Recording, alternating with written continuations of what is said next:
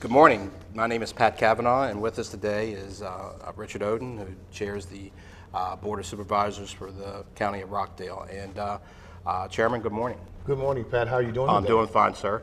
Just a couple questions this morning. Let folks know what your thoughts are on this second term you're going for.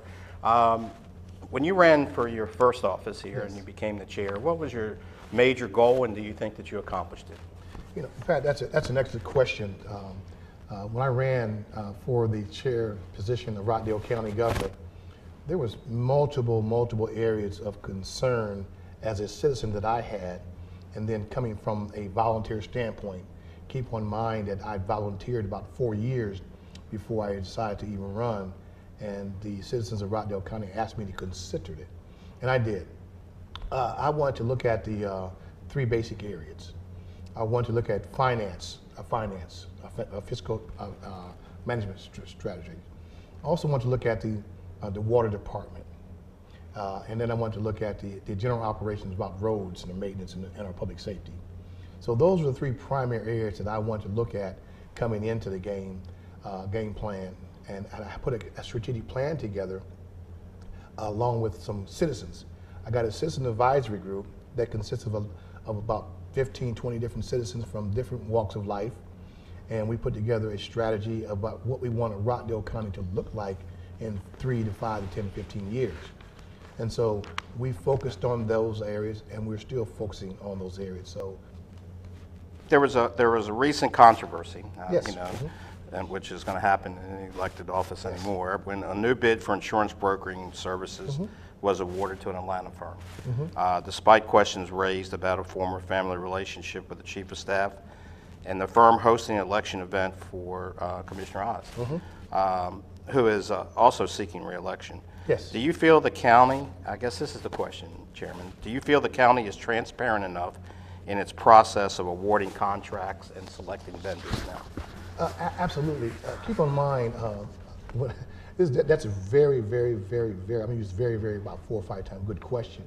The process that the county used, number one, when I mentioned about finance department early on, the director of finance, there was no purchasing department in Rockdale County. That's all was handled by the finance director, who incidentally, when we came into office in December 2008 we did a semi-forensic audit on the county's financial positioning statements. And that person resigned in December, so we knew there were some issues. One issue that we really wanted to kind of correct in transparency is that we wanted to go ahead and we wanted to begin to put together a purchasing department. In that purchasing department, that means you take that out of the responsibility of the director of finance. It's hard to have the fox in the hen house, if you will, watching the hen. And so we began to put that purchasing department in place after about a year in office, which began the process being more transparent.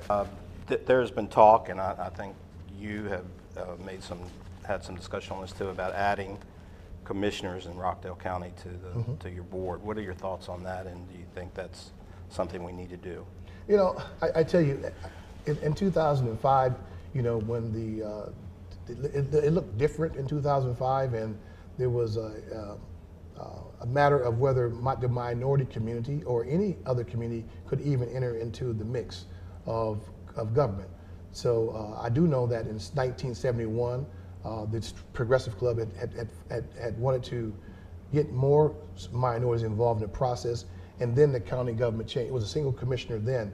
It changed. It also changed the city dynamics, because then the city now had to create 5 districts, and they had to go ahead and move forward, and they created a minority district, if you will, a minority district to have the inclusion to government. So my move in 2005 was to simply say to the community that it would be interesting if we could really go to a government system that would allow all people to be inclusive in government. At that point in time, I was very adamant about that. At this time, I'm neutral about that, but I'm always open.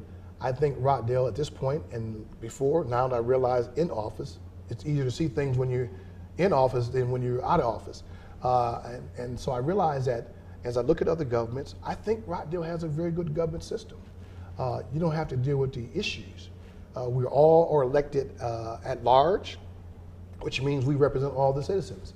And we will always represent all the citizens. I think it's a good government. Chairman, I'll let you finish things up. Thank you for being a part of us today and answering my questions. And I'm going to let you have the last word, as they say on television. Going forward, economic development-wise, I think it's critically important that we pay real close attention to what's going on. We do know that Baxter's coming to this community in about 2 years. So I want to encourage our residents, those who have been displaced, underemployed, and unemployed, I want to encourage you to look at one of our collaborative partners, the Georgia Piedmont Technical College. There are certificate programs that you'll be allowed to take and to go forward and to educate yourself, to put yourself in a position, life science, bioscience. And if you're not interested in those areas there, we have at the Career Academy here also heating and air conditioning, we have plumbing, we have electrical, we have automotive mechanics. There's all types of professions out there. There are jobs out here. We just got to get our community ready to go. Chairman, nobody could ever accuse you of not having a fighting spirit. So good luck to you. We appreciate you. And thanks for stopping by today. Thanks, Pat. We certainly appreciate you, and best of luck to you going forward. Yes, sir. Thank you.